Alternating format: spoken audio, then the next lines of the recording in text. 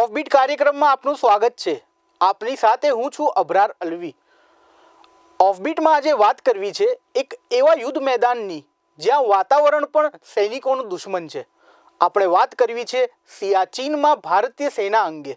તો જાણીએ આ અંગે આ કાર્યક્રમમાં। 13 એપ્રિલ 1984 એક એવી તારીખ જ્યારે 34 વર્ષ પહેલાં ભારતે પોતાના સૈનિકોને સિયાચીનમાં તહેનાત કર્યા હતા।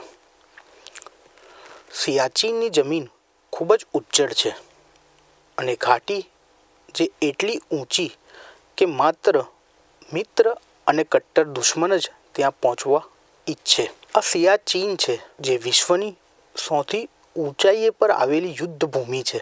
જો નામના અર્થ બાબતે તમે તમારું ધ્યાન કેન્દ્રિત કરો તો સિયાચીનનો અર્થ ગુલાબ અને ચીનનો અર્થ જગ્યા થાય છે, અર્થાત ગુલાબોની ઘાટી થાય છે। પરંતુ ભારત અને પાકિસ્તાનના સૈનિકો માટે આ ગુલાબ કાંટાદાર સાબિત થયા છે।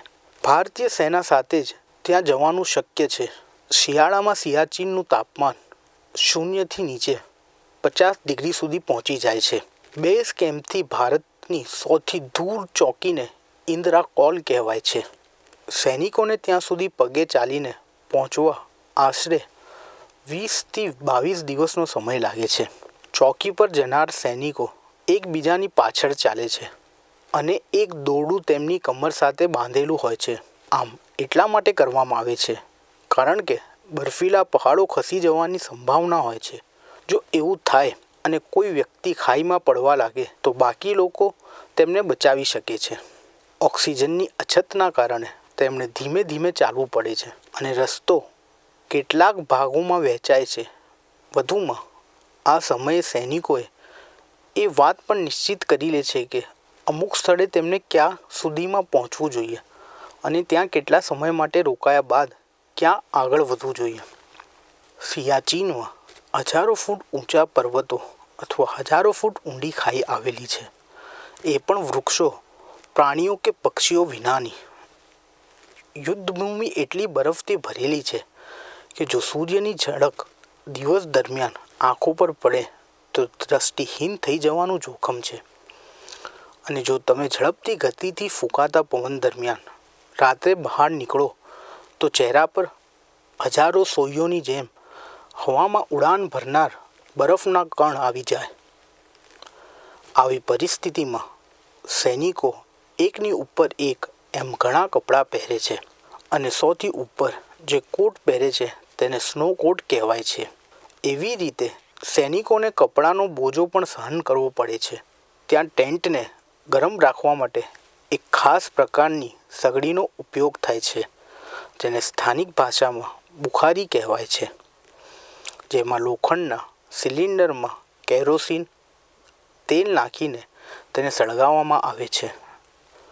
પરિણામે સિલિન્ડર ખૂબ જ ગરમ થઈ જાય છે, જેના કારણે ટેન્ટની અંદરનું તાપમાન ગરમ રહે છે।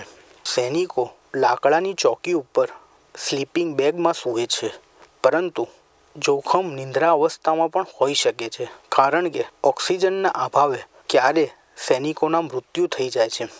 આવી પરિસ્થિતિમાં બચાવવા માટે ઊભા રહેલા સંત્રી સૈનિકોને સમયાંતરે ઊંઘમાંથી ઉઠાડે છે અને સૈનિકોને સવારે 6 વાગે ઉઠી જાય છે। ત્યાં નાહવાનો વિચાર અઘરો છે અને સૈનિકોની દાઢી કરવાની નિષેધ છે કારણ કે ત્યાં રહેલા લોકોની ત્વચા એટલી નાજુક બની જાય છે કે જખમનું જોખમ વધી જાય છે। જો એકવાર ત્વચા જખમી થઈ જાય તો ઘા ભરાવવા માટે ઘણો સમય લાગે છે। સિયાચીનમાં સૈનિકો આશરે 3 મહિના સુધી તહેનાત રહે છે અને આ સમયગાળા દરમિયાન ફરવા માટે વિસ્તાર ખૂબ જ મર્યાદિત હોય છે। યુદ્ધ વિરામના કારણે સૈનિકો પાસે વધુ કામ નથી હોતું અને તેમને માત્ર સમય વિતાવવો પડે છે।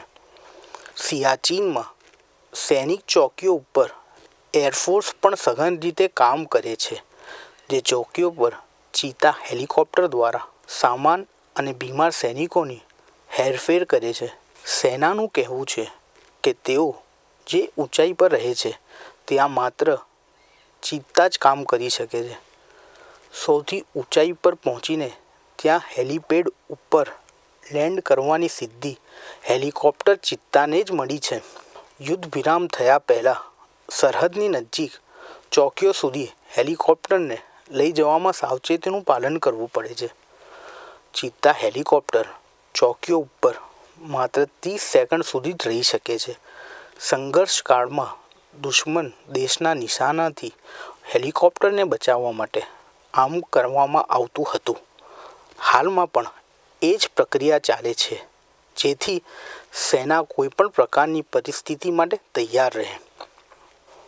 જ્યારે સૈનિકો અન્ય વિસ્તારમાંથી સિયાચીનમાં તૈનાત થાય છે, એ પહેલાં તેમને નીચા તાપમાન માટે સજ્જ કરવામાં આવે છે. સૈનિકોથી અપેક્ષા રાખવામાં આવે છે આવા સંજોગોમાં તેઓ માત્ર એક સૈનિકની જેમ જ નહીં, પરંતુ એક પર્વતારોહક તરીકે તેમનું કામ કરી શકશે. મનોરંજનના સાધન એક પણ નથી, જેનો અર્થ એ છે કે પર્વતો વચ્ચે પહાડની સમસ્યાઓ સાથે સૈનિકોનું જીવન પોતાનું જીવન વિતાવે છે. આ રીતે સિયાચીન વિશ્વની સૌથી ઊંચી યુદ્ધભૂમિ, સૌથી વધુ ઠંડીવાળો અને સૌથી મોંઘો યુદ્ધ મોરચો પુરવાર થઈ રહ્યો છે. આ પરિસ્થિતિમાં સિયાચીન વિસ્તારમાં ગોઠવાયેલ ભારતીય સૈનિકોને પહેલાં જ જાન સાચવો અને પછી જંગે ચડો એવું માર્ગદર્શન મંત્ર આપવામાં આવ્યું છે. ઓફબીટ કાર્યક્રમમાં આજે બસ આટલું જ. એક નવા વિષય સાથે ફરી મળીશું. ત્યાં સુધી મને આપજો રજા. નમસ્કાર.